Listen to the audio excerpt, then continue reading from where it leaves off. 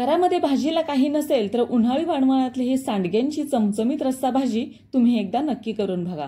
अगदी कमी मसाले टाकून अगदी घट्टसर चविष्ट सांडग्यांची भाजी आपण बनवलेली आहे। तुम्हाला ही रेसिपी आवडली तर मला कमेंट बॉक्समध्ये नक्की सांगा। तर मी इथे गॅसवरती एक कढई ठेवलेली आहे। त्या कढईमध्ये 1 चमचाभर मी इथे तेल घेतलेलं आहे।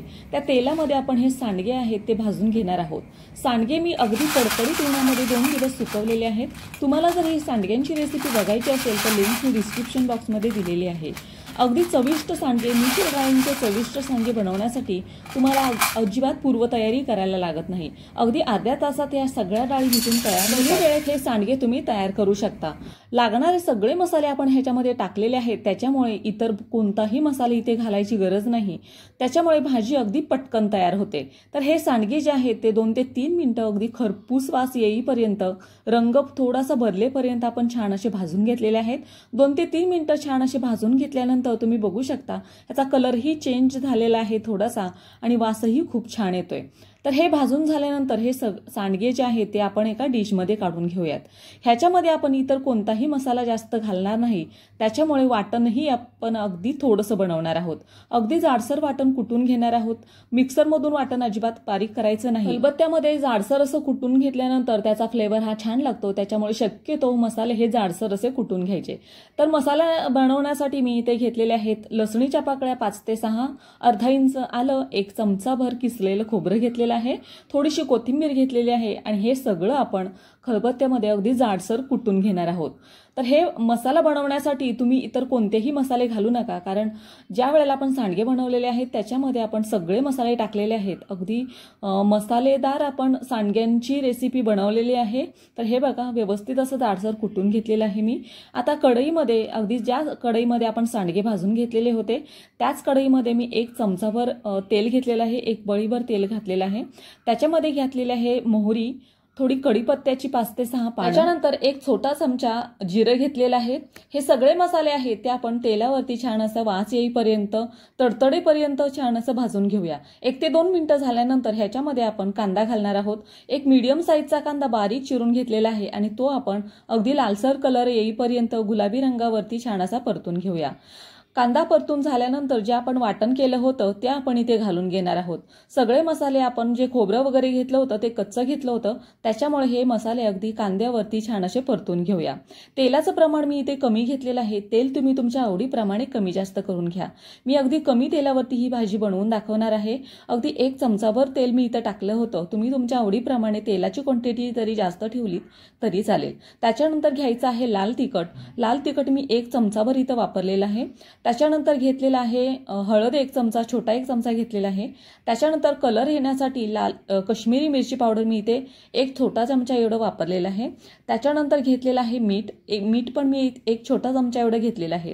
हे सगळे मसाले आहेत ते छान असे कांद्यावरती आपण परतून घेणार आहोत। हे सगळे मसाले मी इथे कमी क्वांटिटीमध्ये घेतलेले आहेत, कारण ज्या वेळेला आपण सांडगे बनवले होते त्या सांडग्यांमध्ये हे सगळे मसाले आपण घातलेले आहेत, त्याच्यामुळे जास्त तिखट होऊ नये, खारट होऊ नये, त्याच्यामुळे अगदी मसाले मी इथं कमी वापरलेले आहेत। मसाले करपू नयेत म्हणून मी इथं पाणी थोडंसं घातलेलं आहे। तेलाचं प्रमाण जर तुम्ही जास्त घेणार असाल तर पाणी घालायची गरज नाही। अगदी तेलावरती हे छान असे मसाले परतून घ्या।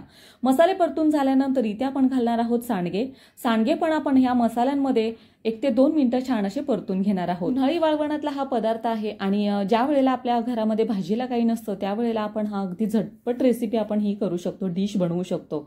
तर उन्हाळी वाळवणातले जे पण पदार्थ आहेत ते अगदी आपण वर्षभर स्टोर करू शकतो।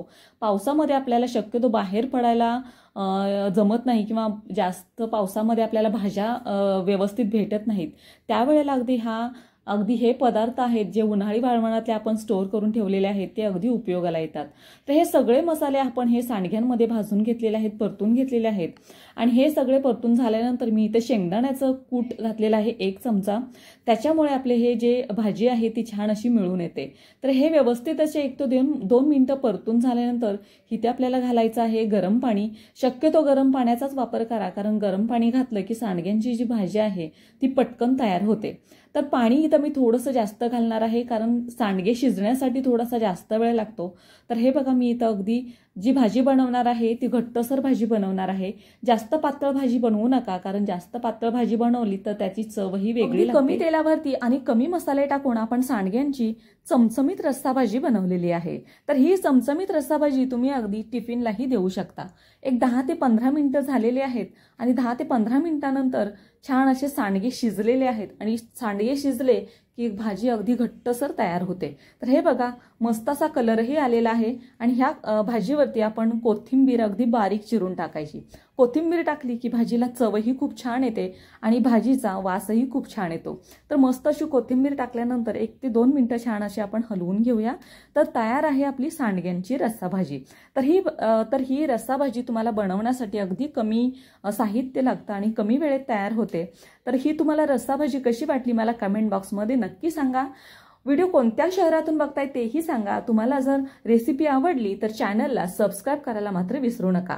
चला तर मग पुन्हा भेटूया अशाच एका नवीन रेसिपीमध्ये. तोपर्यंत खात रहा, मस्त रहा.